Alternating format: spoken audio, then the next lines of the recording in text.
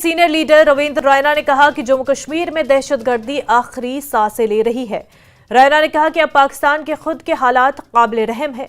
पाकिस्तान ने दहशतगर्दों को पाला और अब वो पाकिस्तान को ही तबाह कर रहे हैं। उन्होंने कहा कि बुरे काम का बुरा नतीजा निकलता है।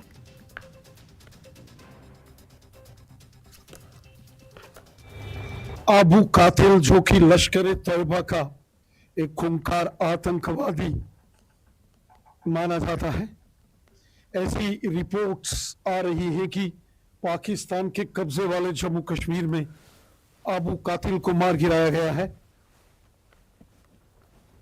अबू कातिल रियासी में आतंकी हमले का वो मास्टरमाइंड था, जिसने यात्रियों की बड़ी बस को निशाना बनाया और उसने बेगुनाह लोगों का कत्ल किया।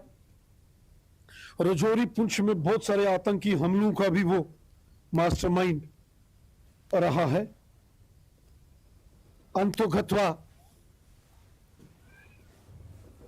जिसके हाथ खून के से रंगे होते हैं, जो बेगुनाह लोगों के कत्ल के गुनाहगार हैं, उनको कानून तो कार्रवाई करता है, लेकिन ऊपर वाला भी ऐसे लोगों को सजा देता है। बेगुनाहों का कत्ल एक बहुत बड़ा जुल्म गुनाह है। अबू कातिल जो है वो एक खूंखार आतंकवादी लश्कर तोयबा का माना जाता रहा है।